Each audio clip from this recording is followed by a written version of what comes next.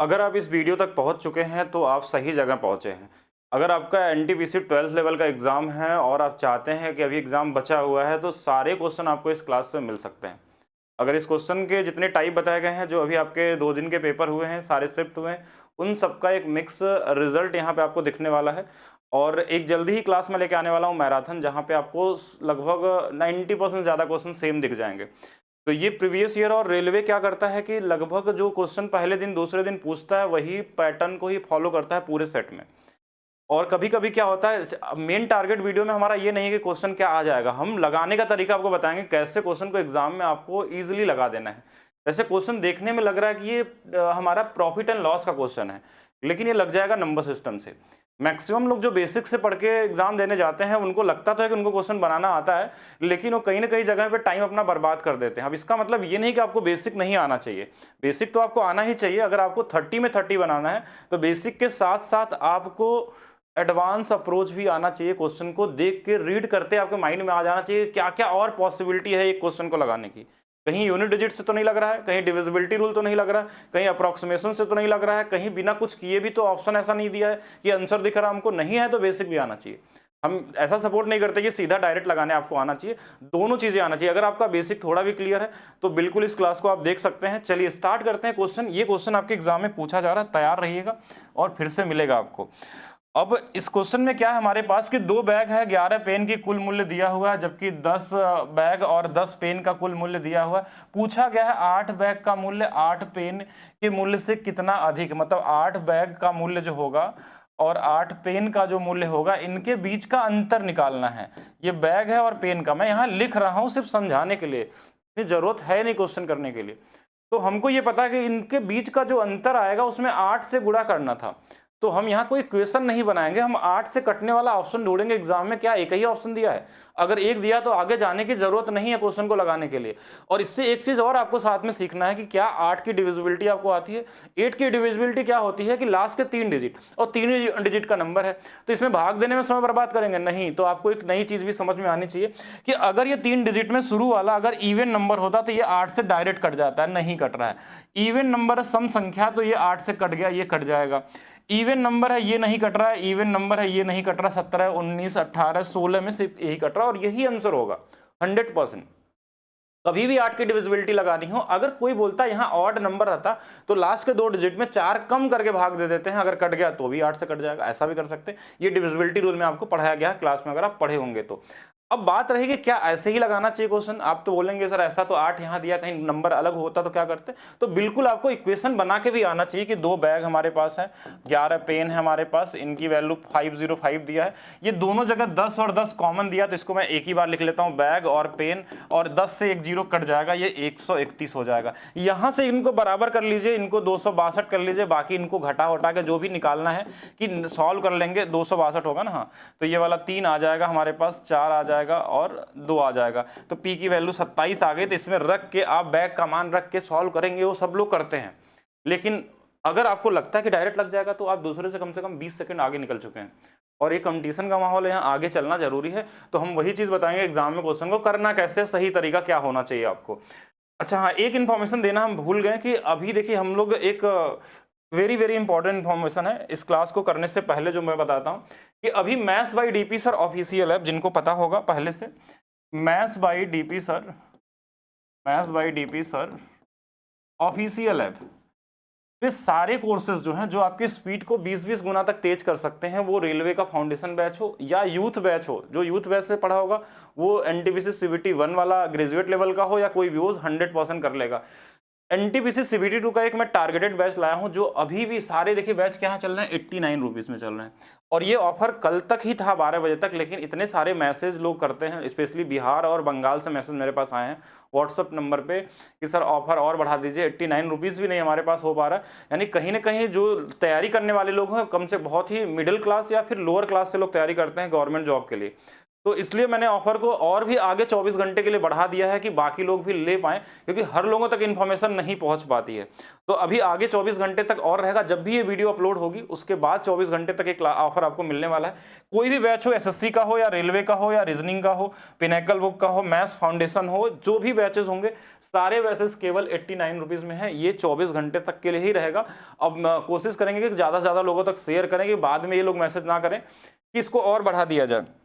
हाँ, तो इस क्वेश्चन को आपने देख लिया करने का तरीका। दूसरा क्वेश्चन पे आते हैं हम लोग कि क्वेश्चन में दिया एक दुकानदार ने अपने क्रय मूल्य पर 34% के लाभ होने की उम्मीद की। यदि सप्ताह में बिक्री उसकी 3417 रुपए है तो उसका लाभ क्या होगा। अब ऐसे क्वेश्चनों को कैसे लगाएंगे। देखिए क्वेश्चन में ये बोला गया, देखिए इसकी जो बिक्री है यानी सेलिंग है वो 134% होगा। कैसे आ गया 134%? तो आप बोलेंगे ये 3417 कैसे आ गया, क्योंकि 100 रुपए अगर 100% अगर हम सीपी मानते हैं तो हमारा एसपी क्या होगा 34% का लाभ। अब हमसे सिर्फ पूछा गया लाभ निकालिए, तो लाभ निकालने के लिए अगर बोला गया है तो हम बोलेंगे 34% ही तो लाभ था, इसकी वैल्यू निकाल लेंगे।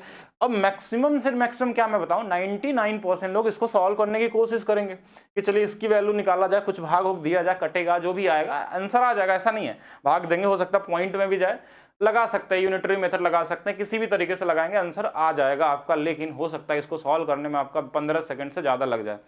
लेकिन अगर हमको एक नंबर दिखता है, मैंने और भी वीडियो बनाया, जितने वीडियो मैंने हर जगह आपको बताया हो, सीजीएल मेंस का हो या सीएचएसएल का हो, कि कुछ नंबर आपको यूनिक दिखते हैं। 34% में 17 एक प्राइम नंबर होता है, तो हम क्यों ना देखें, हमको जब 34 की वैल्यू निकालें तो इसके अंदर में 17 है और 17 कहाँ जाएगा, क्वेश्चन में ही तो रहेगा 34% में। तो 17 से कटने वाला 17 पचे 85 और 1 15 नहीं कटेगा। 17 पचे 85 20 आ जाएगा, नहीं कटेगा। 17 पचे 85 और 17 1 कट जाएगा और ना तो ये कटने वाला है। तो कौन सा ऑप्शन होगा, ये वाला होगा। अगर 2 ऑप्शन होता तो हम भी सॉल्व करते हैं जैसे बाकी लोग करते हैं, जो बेसिक से भी पढ़ के कर रहा है उनको भी करना है। उसमें भी जिसकी कैलकुलेशन स्पीड अच्छी है, वैदिक मैथ्स अच्छा तरीके से पढ़ा है, वो कर सकता है, थोड़ा जल्दी से कर सकता है। तो कॉमन तरीके से अगर इसको लगाना होता तो हम ऐसे कर देते हैं। अगर पूरा सॉल्व करना चाहें कि 3417 और बटे में 134 गुणे में 34 हो जाएगा। अब इसको सॉल्व करते रहिए आप, जैसे भी कर सकते हैं। तो टाइम तो लगेगा, तो कहीं कहीं टाइम आपको बचाना होगा। और जरूरी नहीं कि हर जगह डिविजिबिलिटी रूल लगाना, आपका कॉन्सेप्ट भी बहुत बेहतर होना चाहिए। और एक चीज तो मैं बताना भूल गया आपको कि ये जो क्लास अगर आप कर रहे हैं तो आपका अगर आने वाला पेपर है तो आपको क्वेश्चन यहीं से मिल जाएंगे, ठीक है।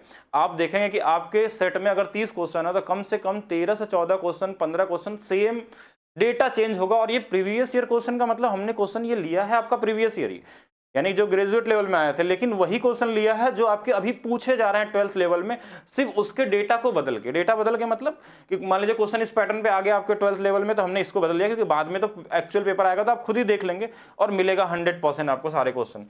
तो क्वेश्चन में देखिए क्या दिया है, किरण ने 2 साल के लिए एक निश्चित साधारण ब्याज दर पे 16,000 की राशि उधार ली। उसने अवधि के अंत में परसेंटेज प्रति ब्याज दर पे 4,000 का ब्याज चुका है। मतलब यहाँ इंग्लिश अच्छा x% दिया है, तो x% से दर है, तो ब्याज पूछा गया। बहुत ही कॉमन है, सिंपल इंटरेस्ट हमेशा सिंपल होता है। पूरे सिंपल इंटरेस्ट में एक ही फार्मूला चलता है कि हर साल का ब्याज बराबर होता है। तो अगर 2 साल में 4,000 तो 1 साल में 2,000, और 2,000 इस 16 का कितना होगा, 2,000 16,000 कितना होगा, तो बोलेंगे 1/8 होता है। 1/8 तो 12.5%। ये क्वेश्चन तो लगाने वाला ही नहीं था और ये कैलकुलेटिव भी नहीं था। अगर देखा जाए तो ये 1 साल का ब्याज 2,000 है, तो ये अब इसको लिख के टाइम बर्बाद करना चाहते हैं तो अलग चीज़ है, ये कट जाएगा। ये 1/8 होता है, 1/8 की वैल्यू 12.5% होती है। तो कर सकते हैं कॉमन तरीके से, कोई फार्मूले की जरूरत नहीं है इसमें।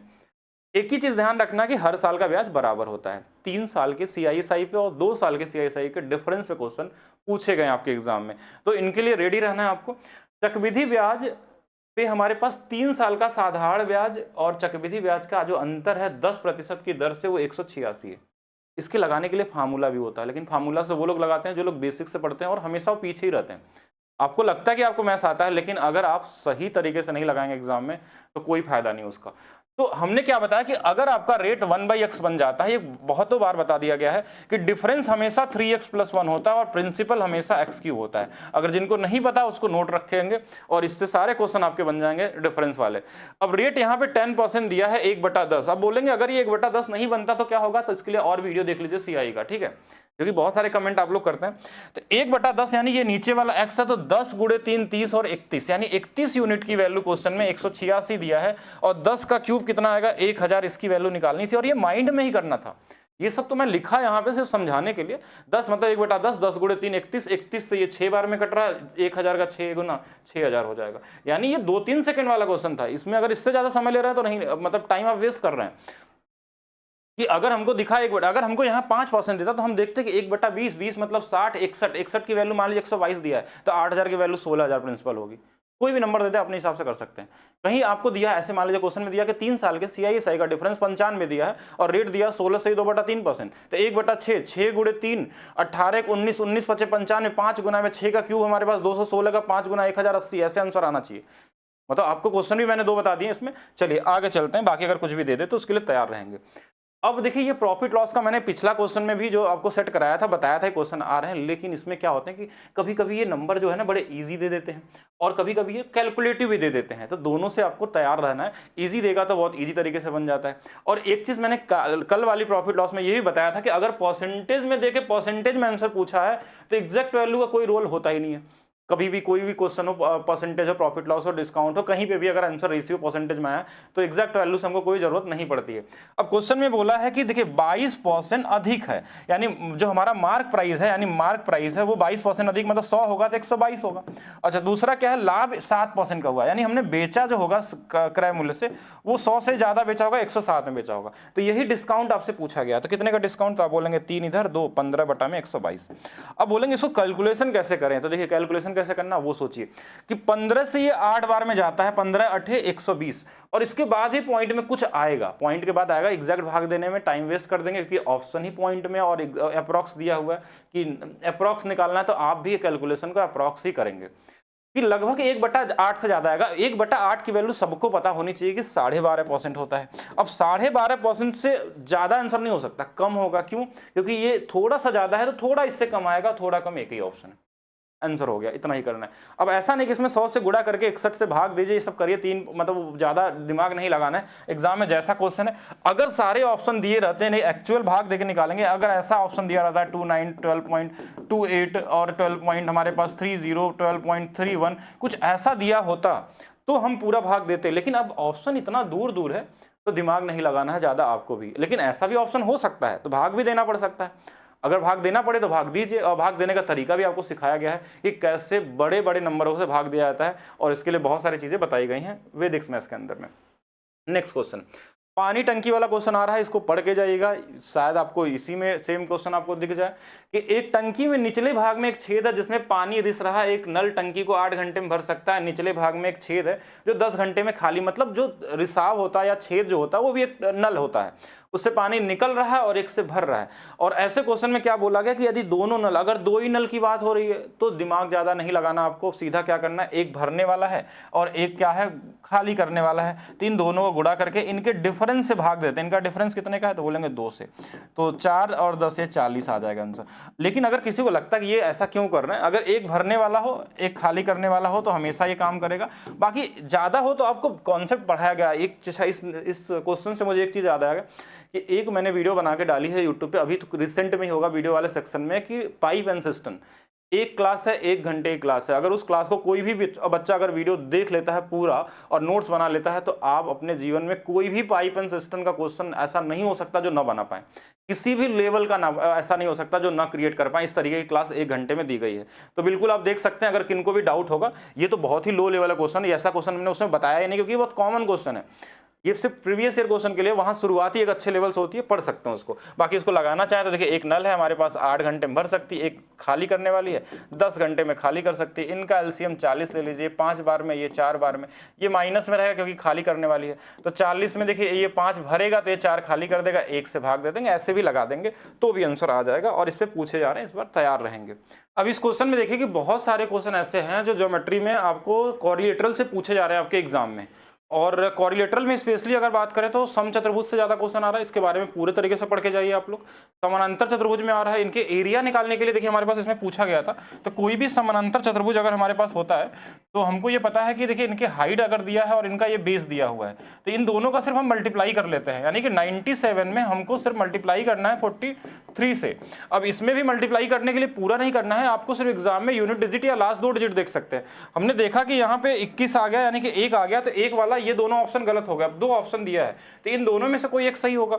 इनको हमने कर दिया, देखिए ये 27 होगा और ये 28 होगा। 27 और 28 हमने जोड़ दिया, 8 7 15 और 2 और जोड़ देंगे जो 21 वाला था, तो ये 17, लास्ट में 71 आने वाला है, तो ये वाला हो जाएगा और ये वाला गलत हो जाएगा। थोड़ा सा समय तो बच जाएगा इसमें, पूरा मल्टीप्लाई करने से अगर बचेंगे तो।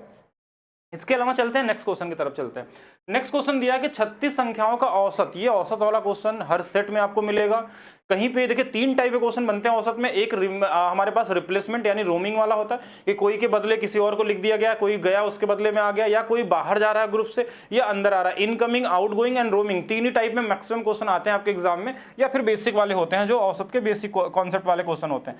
तो यहां से अगर आप देखें कि 36 लोगों का जो औसत है वो 45 दिया हुआ हमारे पास, और 2 संख्याएं हैं 37 और 53, और दोनों को हटा दिया जा रहा है यानी ये कहीं ना कहीं बाहर जा रहा है। अगर इन दोनों को जोड़ दिया जाए तो हमने जोड़ के देखा तो यहाँ पे हमारे पास देखिए दोनों को जोड़ने पे कितना आ जाएगा, 0 और 5 3 8 90 आ गया। अब देखिए 90 बाहर जा रहा है, 2 लोग जा रहे हैं, ध्यान समझिएगा। एक लोग अगर 45 लेके जाते तो कोई फर्क नहीं पड़ता, यानी कि जब भी जो औसत होता है अगर उतना लेके आप औसत एंट्री करते हैं ग्रुप में या उतना लेके बाहर जाते हैं तो कोई भी फर्क नहीं पड़ता औसत में। तो ऐसे अगर 2 लोग मिलके अगर हमारे पास 90 ले गए यानी एक एक लोगों के हिस्से कितना आएगा, 45 45, यानी यहाँ पे नो चेंज होगा, यानी 0 चेंज होने वाला औसत में। यानी अगर पहले 45 था तो बाद में भी क्या रहेगा, 45 ही रहने वाला है। अगर ये आते भी ना इसके अंदर में तो भी कोई चेंज नहीं होता। दोनों केस में हमारे पास क्या होगा, नो चेंज इसमें आने वाला है। तो ये इजी वाला टाइप है, तीनों को एक बार ध्यान से देख लेंगे। Boat and stream, boat and stream में ये बेसिक वाले क्वेश्चन ही आपके एग्जाम में पूछे जा रहे हैं, और इस बेसिक वाले क्वेश्चन के लिए बोट एंड स्ट्रीम की एक स्पेशल क्लास बताई गई है। एक नया नजरिया सिखाया गया, आप लोग बोट एंड स्ट्रीम से सर्च कर लेंगे, एक अलग तरीके से ही बोट एंड स्ट्रीम आप पढ़ सकते हैं। अब यहाँ पे देखिए हमने क्या बताया था कि हर एक क्वेश्चन के लिए बोट लिखना है आपको, वाटर लिखना है, डाउन स्ट्रीम लिखना है, अप स्ट्रीम लिखना है, बस इतना ही लिखना है। इससे सारे आंसर एक सिंगल लाइन में आते हैं। क्या क्या दिया है कि 14 घंटे में 14 किलोमीटर की धारा के प्रतिकूल, प्रतिकूल बोला मतलब इतना इसमें भाग दे दिया, इसकी अप स्ट्रीम की स्पीड आ गई 1। अच्छा, दूसरा बोला 9 घंटे में 171 किमी चलता है, तो 9 से इसमें भाग देंगे 19 आ गया, तो डाउन स्ट्रीम 19 आ गया हमारे पास। ये दोनों मिल गया। अगर हमको बोट चाहिए होता तो इन दोनों को जोड़ के आधा कर लेते हैं 10, इन दोनों को घटा के आधा कर लेंगे, ये वाला आ जाएगा। बाकी तो कुछ पूछा नहीं, क्वेश्चन ही खत्म हो गया यहाँ पे। यानी बोट की स्पीड पूछी गई, आंसर 10, वाटर की पूछी गई 9। अगर इसके अलावा कुछ पूछा जाता रेशियो या कुछ अलग तरीके से तो बता भी सकते थे। तो यहाँ पे जो आंसर आने वाला वो 10 आने वाला। ये बेसिक लेवल का क्वेश्चन था, कॉमन क्वेश्चन। नेक्स्ट और देखेंगे हम लोग। नेक्स्ट क्वेश्चन देखिएगा, फिर से देखिए टंकी वाला क्वेश्चन आ गया कि 18 घंटे में भरता है और एक जो है 24 घंटे में खाली करता है। जब 2 नल की बात हो तो हमने तरीका जो बताया था कि इन्हीं दोनों का गुणा कर लेना है, 18 गुणे में 24, इन्हीं के अंतर से भाग दे देना है। अंतर कितने का है, 6 का, 6 से 3 बार में, यानी कि ये 72 आंसर आ जाएगा। लेकिन क्वेश्चन को पूरा पढ़ना है आपको कि टंकी के 3/4 भाग को भरना है, तो इसका 3/4 कर दीजिए। जब 3/4 कर देंगे, देखिए 4 से 18 गुणे 3 54 आ जाएगा आंसर आपका। ये भी कॉमन क्वेश्चन था, यानी ये मैक्सिमम 10 सेकंड से बहुत ज्यादा, इसके लिए कम में भी लगा सकते हैं अगर आप पढ़ लेते हैं क्वेश्चन को सही समय के साथ। तो और क्वेश्चन देखिएगा, ये क्यूब का क्वेश्चन आपके एग्जाम में आया हुआ है और इसमें डेटा अलग अलग आ रहा है, लेकिन डिपेंड करता क्वेश्चन क्या हो एग्जाम में आ सकता है। इसमें आयतन पूछा गया, आयतन आपको फार्मूला आना चाहिए। मेंसुरेशन में बस ध्यान रखना है कि क्या क्या आ रहा है, या तो क्यूब, या तो गोला, या तो हमारे पास कौन है, या तो सिलेंडर है, और इन सब में एक ही चीज़ है। एक चीज़ क्या है हमारे पास, इनके बस बेसिक फार्मूला आपको पता है तो कर लेंगे। इसमें हमारे पास आयतन क्या होता है, क्यूब होता है। अगर ये 42 है, लास्ट में यूनिट डिजिट 2 है, तो 2 का क्यूब लास्ट में 8 आएगा, तो हम एक ही ऑप्शन की तरफ जाएंगे। अगर मान लीजिए यूनिट डिजिट नहीं मैच करता है तो आपको गुणा करके लास्ट के 2 डिजिट भी निकालने पड़ सकते हैं, या फिर आपको पूरा भी क्यूब करना पड़ सकता है। डिपेंड करता है क्वेश्चन में कैसा दिया हुआ है, ठीक है। तो जैसे क्वेश्चन दिया रहेगा उसके हिसाब से आप कर लेंगे। वेरी वेरी इंपॉर्टेंट क्वेश्चन, औसत का ये क्वेश्चन पहले दिन भी आपको मिला था, आगे भी मिलेगा, ध्यान रखिएगा। पहले दिन वाले में जो आपका हुआ था 7 अगस्त को, वहां पे भी क्वेश्चन आए थे, सेम पैटर्न पे आया क्वेश्चन, और ऑलरेडी ये ग्रेजुएट वाले लेवल 1 वाले में पूछा गया क्वेश्चन है। अच्छा, इसमें क्या होता है कि अलग अलग तरीके से दिया कि एक व्यक्ति 819 किलोमीटर, 1400 इतना किलोमीटर और इतना किलोमीटर की दूरी एक एक अलग अलग स्पीड से चलते हैं। 3 स्पीड है, 3 डिस्टेंस है। तो औसत क्या होता है कि total distance upon total time कर लेते हैं, तो इसमें समय लग जाएगा। जैसे अगर हमारे पास देखिए टोटल हमारे पास औसत क्वेश्चन में क्या होता है, दिया रहता है कि हमारे पास एवरेज स्पीड 54 दिया, 54, तो हम लगाएंगे इसको कैसे, तो बोलेंगे 819 किलोमीटर है प्लस 1476 है प्लस 1053, ये टोटल डिस्टेंस। टाइम निकालेंगे, इसको इसमें भाग दे देंगे कि 819 बटे में 63, थोड़ा कैलकुलेशन करेंगे 3 से 3 बार यानी 13 बार में कट जाएगा। 1476 हमारे पास है, इसमें x से भाग देना है, यही पूछा गया है। और लास्ट में क्या है 1053 है, तो इसमें हम 81 से भाग देंगे। एक है लास्ट में 3 बार जा रहा, 13 बार में काटना तो एक अलग चीज हो गया। अगर इस तरीके से करना चाहते हैं तो ये तरीका x की वैल्यू यहाँ से निकल जाएगी और कट भी जाएगा। बहुत बड़ा कैलकुलेशन नहीं है, लेकिन तो भी कम से कम ये 30-40 सेकंड तो खा जाएगा। बड़े आसानी से कोई भी करने वाला होगा, क्योंकि जोड़ना भी है, फिर यहाँ काट के इसमें गुणा करके फिर भाग भी देंगे। जो भी करेंगे एक प्रोसेस करने में 30-40 सेकंड जा सकता है आपका। लेकिन एक चीज आप ध्यान समझिएगा, जो x निकालना है ना, ये इससे कटने वाला नंबर होगा। बोलेंगे क्यों, ऐसा कैसे? क्योंकि अगर ये कटता नहीं इससे ना, अगर पॉइंट में होता नंबर, तो यहाँ पे हमारे पास ये एग्जैक्ट वैल्यू आती नहीं। तो यहाँ कहीं ना कहीं इससे कटने वाला नंबर है, तो क्यों ना हम ऑप्शन में ऐसा नंबर ढूंढे जो इसको काट दे परफेक्ट पूरी तरीके से। तो x की वैल्यू 43 से अगर होगी, अगर 43 होगा तो हम ये बोल सकते हैं कि 43 वाला होगा। इस तरीके से किया जा सकता है कि हम 43 से भाग देके देखें, अगर मैं 3 बार ले जाऊं तो 4 129 हो जाएगा, और यहाँ से हमारे पास 17 यानी 8 हो जाएगा, और यहाँ पे हमारे पास 1 हो जाएगा, और यहाँ से 186 को अगर काटेंगे तो ये कटने वाला नहीं है। देखिए 4 बार ले जाएंगे तो भी नहीं कटेगा, 5 बार ले जाएंगे ज़्यादा हो जाएगा, तो ये आंसर नहीं हो सकता है। ऐसे सेम अगर 1400 हमारे पास 76 है और इसको हमने 41 से भाग दिया, तो 41 से 3 बार जाएगा, 123 आ जाएगा, ठीक है। और यहाँ से हमारे पास ये कितना बच गया, 4 बच गया, और यहाँ से हमारे पास 2 बच गया, और ये वाली वैल्यू 46 है। ये 6 बार में देखिए पूरा कट जाएगा, 6 बार में ये पूरा इसी का देखिए डबल ही तो है, तो ये कट गया, तो ये वाला आंसर होगा। बाकी आप सभी से भी चेक कर सकते हैं, लेकिन कोई बोलेगा कि इतना भाग देने का समय कहाँ रहता है हमारे पास।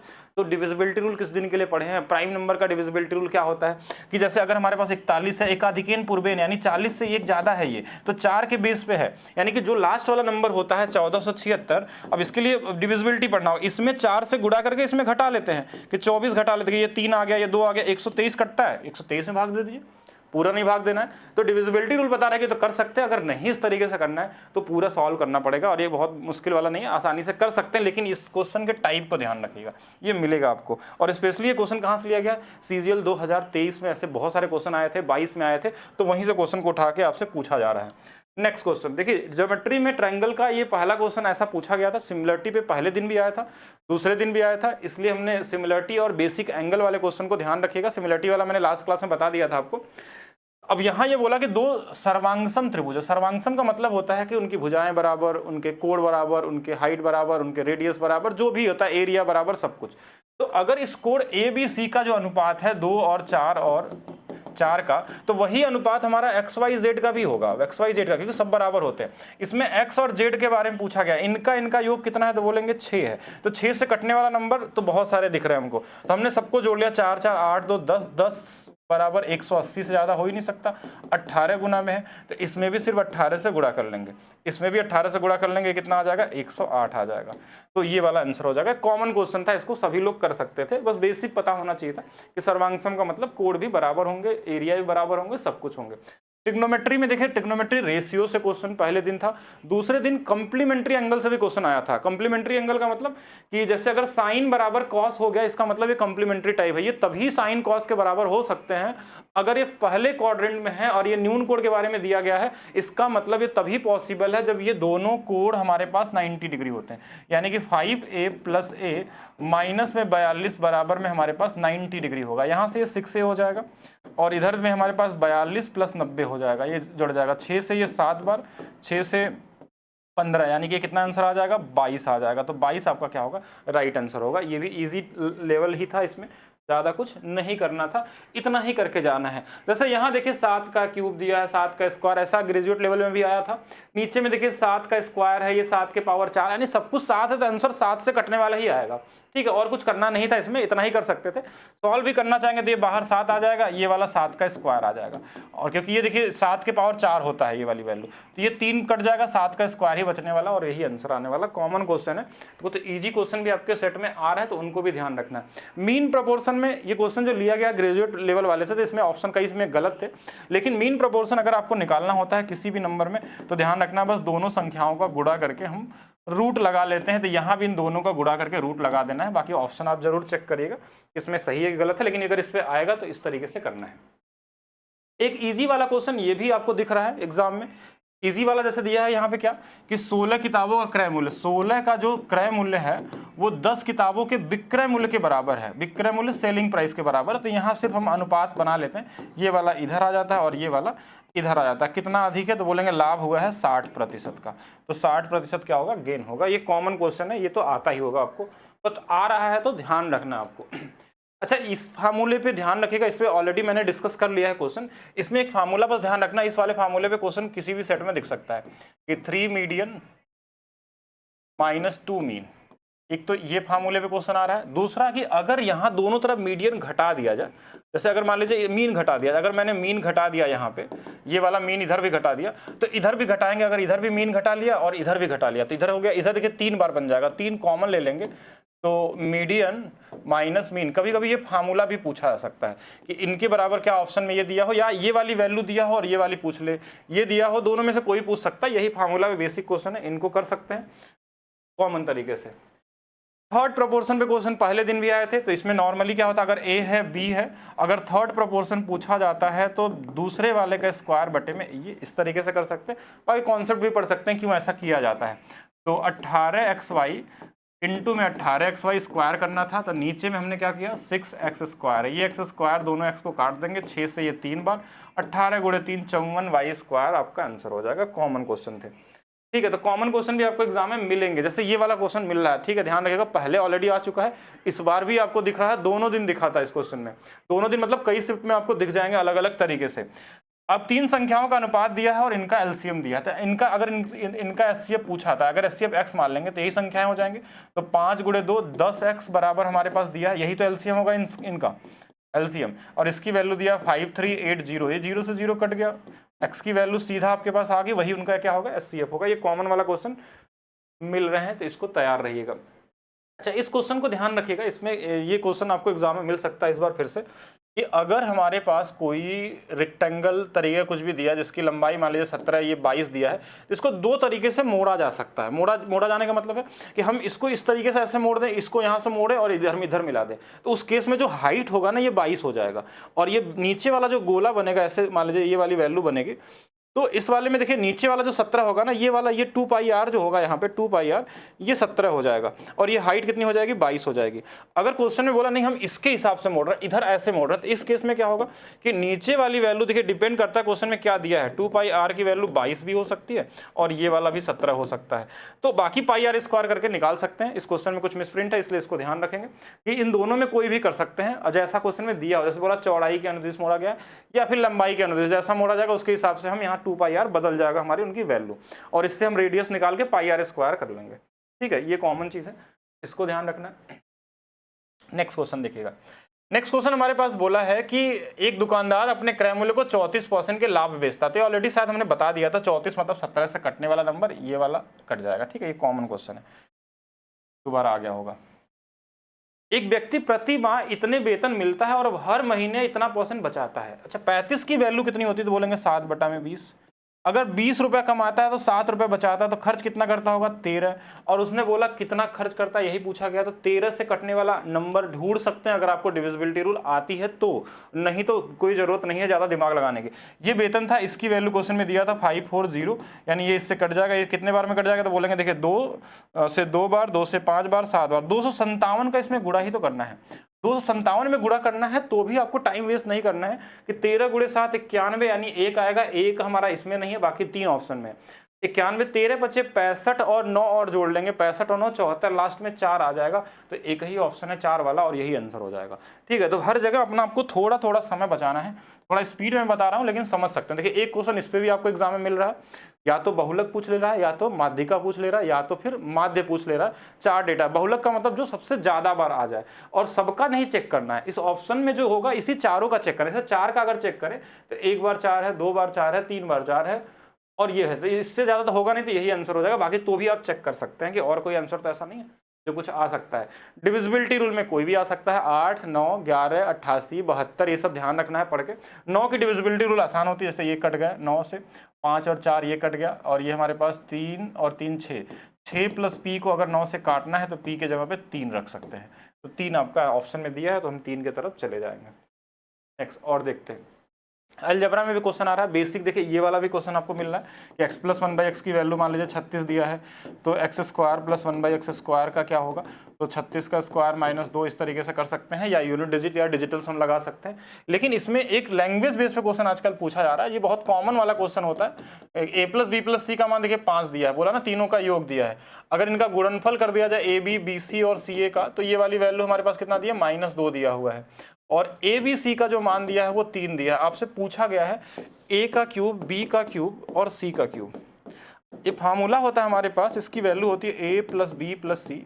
इसमें 3-4 तरीके के फार्मूले होते हैं, सभी आपको याद होना चाहिए। सबसे ज्यादा यही वाला यूज होता है जो मैं यहाँ लिख रहा हूँ, A B plus B C plus C है। वैसे तो 3 होते हैं, आप चाहें तो यहाँ पे A plus B plus C 3 के स्क्वायर कर सकते हैं, A square B square C square minus A B minus B C minus C, वो भी होता है, कई सारे होते हैं। लेकिन जो हमको डेटा दिया उसके हिसाब से अगर देखें तो इस ए बी सी की वैल्यू 3 है, तो ये -9 आ जाएगी।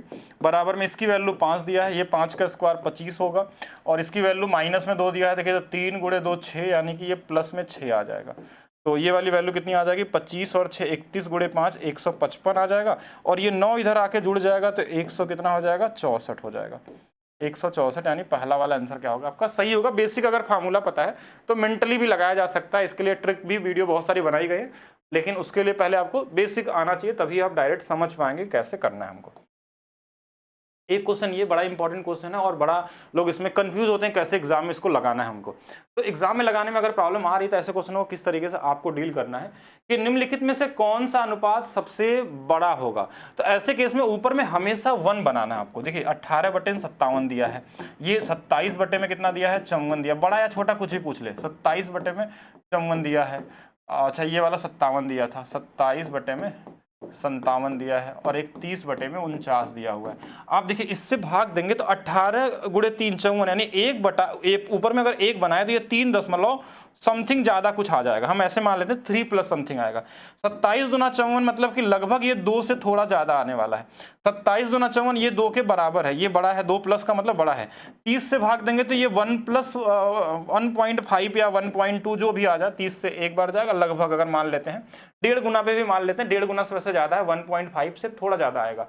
अब इसमें ये देखिए कि जब ऊपर वाले नंबर सब में बराबर हैं तो नीचे में जिसमें बड़ा डेटा होगा वो छोटा होगा, और जिसमें छोटा होगा बड़ा होगा। क्यों, जैसे अब अगर ऊपर के नंबर सेम है और जितना बड़ा नंबर से भाग देंगे, ये बड़ा नंबर है तो सबसे छोटा ये वाला हो जाएगा, और बोलेंगे सबसे छोटा ये वाला है नीचे में, तो ये ऊपर में भाग देंगे तो छोटे नंबर से भाग देने पे आंसर क्या आएगा, बड़ा आएगा, अगर ऊपर में सेम नंबर रखते हैं तो ये वाला सबसे बड़ा होगा। और बाकी आप सीरीज बना सकते हैं जो भी पूछा जाए, परसेंटेज का यूज इसमें नहीं करना है, एलसीएम से भी लगा सकते हैं। बाकी देखिए द्विघात समीकरण पे ऑलरेडी बता दिया गया है कि जैसे इक्वेशन बनाने वाले क्वेश्चन भी हो सकते हैं। ऐसे केस में देखिए अगर हमारे पास दिया हुआ है कि x² + 3x + 2 बराबर दोनों मूलों में किसी एक अन्य द्विघात समीकरण के मूल हैं, तो निम्नलिखित में कौन सा सत्य होगा। तो यहाँ पे हम देखिए कंपेयर भी कर सकते हैं, अगर हम निकालना चाहें a b c का मान तो यहाँ से कंपेयर करके इनको हम चेक कर सकते हैं, क्योंकि मूल इनके समान है। तो हम चाहें तो पहले वाले से अगर मैं लिखूँ कि अल्फा + बीटा अगर हम देखें तो यहाँ -3 बटे में 1 आ जाएगा। दूसरे वाले में अगर हम देखेंगे तो वही सेम चीज़ है। तो अगर यहाँ से अगर दूसरे वाले में देखेंगे अल्फा + बीटा की जो वैल्यू है तो आप बोलेंगे यहाँ से तो -b/a आ जाएगा। तो ये दोनों बराबर है, यानी हम बोल सकते हैं कि -b/a बराबर अगर -3 है तो b की वैल्यू हम 3a लिख सकते हैं। तो अब इसमें आपको चेक करना होगा किसके तरफ 0 आ जाएगा, कौन सी वाली वैल्यू 0 हो सकती है।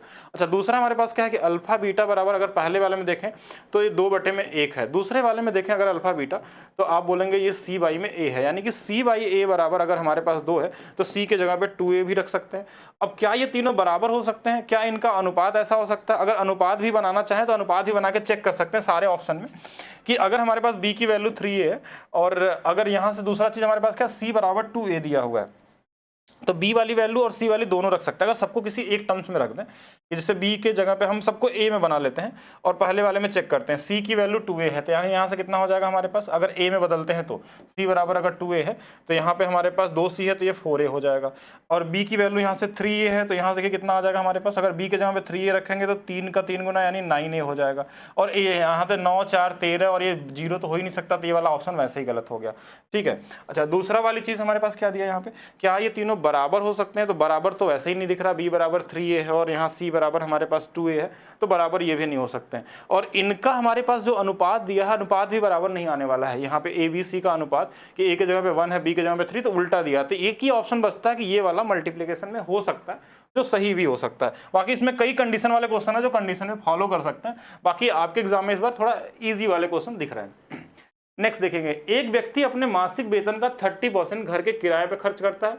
यदि वह हर महीने इतने रुपए वाहन पर और इतने रुपए किराने के सामान पे खर्च करता है तो शेष इतना बचाता मासिक वेतन।